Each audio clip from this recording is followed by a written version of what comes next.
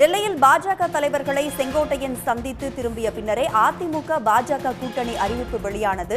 இந்த நிலையில் 5ஆம் தேதி மனம் திறந்து பேசப் போகிறேன் என்று செங்கோட்டையன் கூறியிருக்கிறார். தொடர்பாக பேசுவதற்காக நம்முடைய மூத்த பத்திரிகையாளர் திரு தராசு ஷாம் இணைந்திருக்கிறார். சார் வணக்கம். சார் வணக்கம். ஏற்கனவே எடப்பாடி பழனிசாமிக்கு விவசாயிகள் நடத்திய பாராட்டு விழாவில் ஜெயலலிதாவின் படம் இடம்பெறவில்லை அப்படின்னு செங்கோட்டையன் குற்றம் சாட்டியிருந்தார். அதுக்கப்புறமா அதிருப்தி தெரிவித்திருந்தார். மறுபடியும் ஒரு சுணக்கம் ஏற்பட்டது. இப்ப மீண்டும் அவர் அதிருப்தியை தெரிவித்ததற்கான காரணம் என்னன்னு நீங்க நினைக்கிறீங்க? மனம் திறந்து பேசுகிறேன் என்ற தலைப்பின் கீழே பல்வேறு அரசியல் தலைவர்கள் 1988 காலகட்டத்திலே தராசு பத்திரிகையில் தொடர்ந்து கட்டுரைகள் எழுதி வந்தார்கள். அதிலேதான் பழைய உட்கட்சி விவகாரங்கள் எல்லாமே ஒன்றன் பின் ஒன்றாக வெளியே வந்தன. இப்போது மீண்டும் அதே வார்த்தையை செங்கோட்டையன் அவர்கள் பயன்படுத்தி இருக்கிறார்கள். அவரும் அந்த காலத்திலே அப்படியான ஒரு பேட்டி கொடுத்தவர் தான். மனம் திறந்து பேசுகிறேன் என்றால் அவருக்கு மனம் இல்லை என்றுதான் பொருள் கொள்ள வேண்டும். அதாவது அதிமுகவின் இன்றைய நடவடிக்கைகளில் அவருக்கு பூரண திருப்தி இல்லை. அதை அவரே சூசகமாகவும் வெளிப்படையாகவும் பல இடங்களிலே சொல்லி இருக்கிறார். ஆனாலும் அதிமுகவின் மூத்த தலைவர் எம்ஜிஆர் காலத்திலிருந்து இருப்பவர், எம்ஜிஆர் காலத்திலிருந்து எம்எல்ஏ. எனவே அதிமுகவிலிருந்து விலகுகிற முடிவை எடுப்பது என்பது அவருக்கு உள்ள ரீதியாக மிகவும் கடினமான ஒரு முடிவாகத்தான் இருக்கும். ஆனாலும் திரு எடப்பாடி பழனிசாமி அவர்கள் இவ்வளவு அதிருப்தியை அவர் வெளிப்படுத்திய பிறகும் அவரை சமாதானப்படுத்துவதற்கு பெரிய முயற்சிகள் எதுவும் எடுக்கவில்லை. ஏனென்றால் எடப்பாடி பழனிசாமி அவர்கள் அவர் காலகட்டத்து அல்லது அவருக்கு முந்தைய சீனியர்களை புறக்கணித்து வருகிறார், தொடர்ந்து புறக்கணித்து வருகிறார். கட்சியை ஒற்றுமைப்பட வேண்டும் என்கிற எண்ணமும் அவருக்கு இல்லை. அவரை பொறுத்தவரையில் இந்த 2026 தேர்தல் வெற்றி என்பதை விட கூட 2026 கட்சி தனது கட்டுப்பாட்டில் இருந்தால்தான் நல்லது என்று அவர் நினைக்கிறார். அதற்கு பிறகு தோல்வி முகமாக இருந்தாலும் கூட கட்சியை கைப்பற்றி விடலாம் என்பது அவரது எண்ணமாக தெரிகிறது. எனவேதான் ஓபிஎஸ் அவர்கள், டிடிவி அவர்கள், செங்கோட்டையன் அவர்கள், இன்னும் பலரும் அதிருப்தியில் தான் இருக்கிறார். தங்கமணி அவர்களும் அதிருப்தியில் தான் இருக்கிறார். எனவே 5ஆம் தேதி செங்கோட்டையன் அவர்கள் அறிவிக்க போகிற முடிவு என்பது எடப்பாடி பழனிசாமி இந்த 2 அல்லது 3 தினங்களில் ஏதேனும் சமரச முயற்சி மேற்கொள்வாரா என்பதை பொறுத்தும் இருக்கிறது. அப்படியான சமரச முயற்சிகள் எதுவும் மேற்கொள்ளவில்லை என்றால் செங்கோட்டையன் அவர்கள் மிகப்பெரிய முடிவை எடுத்து அறிவிப்பார் என்றுதான் நான் நினைக்கிறேன். அது அதிமுகவிலிருந்து விலகுகிற முடிவாகவும் இருக்கலாம். இப்ப நேற்று நடந்த எடப்பாடி பழனிசாமியின் பிரச்சார பொதுக்கூட்டத்திலையும் செங்கோட்டையன் பங்கேற்கல. அதனையும் அவர் புறக்கணிச்சிருக்கிறாரு. இந்த நிலை 5ஆம் தேதி மனம் திறந்து பேச போகிறேன் அப்படின்னு அவர் இன்டைரக்டா எடப்பாடி பழனிசாமிக்கு சொல்றாரா? அவர் கூட ஆலோசனை நடத்துவதற்கான ஒரு வழியா இதை நினைக்கிறாரா?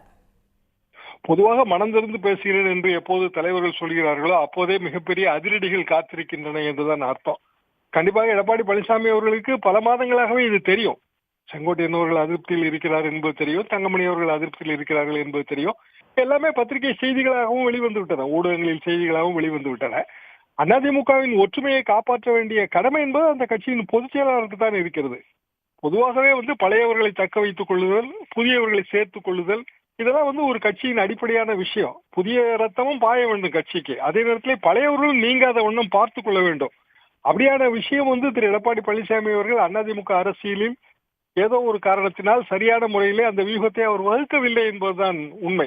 பொதுவாகவே இந்த கட்சி அரசியலிலே ஜன்னல் அரசியல் என்று ஒன்று உண்டு. அதாவது நாம் அறைக்குள் இருந்து கொண்டு ஜன்னல் வழியாக வெளி உலகத்தை தலைவர்கள் பார்த்து கொண்டே இருந்தால் அவர்களுக்கு உண்மையிலேயே என்ன நடக்கிறது என்றே தெரியாது. நமக்கு காட்டப்படுகிற காட்சிகள், ஜன்னல் வழியாக காட்டப்படுகிற காட்சிகள் தான் உண்மையில் கட்சி என்று நினைத்து வருவார்கள். அது ஒரு தவறான பாணி. அவர் மக்களோடு மக்களாக இருப்பதாக கூறுகிறார். ஆனால் கட்சிக்காரர்களாகவே எடப்பாடி பழனிசாமி அவர்கள் இல்லையே. அதனால் தானே இந்த பிரச்சனைகள் எல்லாமே வருகின்றன. செங்கோட்டையன் இவ்வளவு பகிரங்கமாக மனம் திறந்து பேசுகிறேன் என்று சொல்லி இருப்பதே கூட அதிமுகவுக்கு பின்னடைவு தான். செங்கோட்டையன் அவர்கள் அதிமுகவிலிருந்து விலகினாலும் விலகாவிட்டாலும் அந்த கொங்கு மண்டல அதிமுகவிலே இப்போது 2 பிளவுகள் இருப்பது வெளிப்படையாகவே தெரிகிறது. கொங்கு மண்டலம் அதிமுகவுக்கும் பாரதிய ஜனதாவுக்கும் முக்கியமானது. அங்கு இருக்கிற தொகுதிகள் தான் அவர்களுக்கான மிகப்பெரிய வெற்றி வாய்ப்பை தர வேண்டும். ஏற்கனவே தென் மாவட்ட தொகுதிகளிலே ஓபிஎஸ், டிடிவி ஆகியோரின் அதிருப்தியான முடிவுகள் எல்லாமே அதிமுகவுக்கு பாதகமாக முடியும். அப்படி இருக்கும்போது செங்கோட்டையன் அவர்கள் 5ஆம் தேதி என்று சொல்லியிருப்பது அடுத்த 3 நாட்களிலே பெரிய அதிரடிகள் காத்திருக்கின்றன என்றுதான் அர்த்தம். பாமகவில் ஏற்கனவே அதிரடி இருக்கிறது. டாக்டர் அவர்கள் நாளை என்ன சொல்ல போகிறார் என்று தெரியவில்லை. ஆக தொடர்ந்து அதிமுக பாரதிய ஜனதா கூட்டணிக்கு இது உளவியல் ரீதியாகவும் அரசியல் ரீதியாகவும் சிக்கல் தான். சரி, இப்ப 5ஆம் தேதிக்கு இன்னும் 2 நாட்கள் இருக்கும் நிலையில இந்த 2 நாட்கள்ல எடப்பாடி பழனிசாமி செங்கோட்டையனை கூப்பிட்டு பேச்சுவார்த்தை நடத்துறதுக்கு வாய்ப்பு இருக்கா? மேலும் என்டிஏ கூட்டணிக்கும் அதிமுக கூட்டணிக்கும் அலையன்ஸ்லயே நிறைய அதிருப்தி குழப்பங்கள் இருக்கும் நிலையில உட்கட்சி விவகாரம் அதிமுகவுல இப்ப நிலவி வரும் நிலையில இது எடப்பாடி பழனிசாமிக்கு பின்னடைவா பார்க்கப்படுதா வரும் சட்டமன்ற தேர்தல்ல?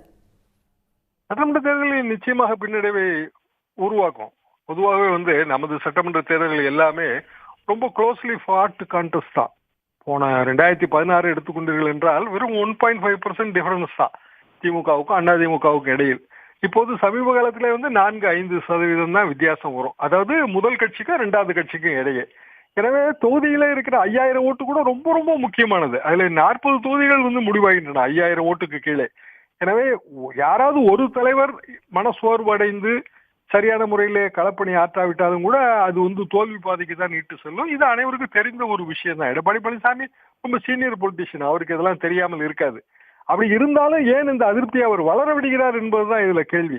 ஏன் அதிருப்தியை வளர விடுகிறார் என்றால் அதிருப்தி அடைந்த தலைவர்கள் வெளியே செல்லட்டும் என்றே அவர் நினைக்கிறார்.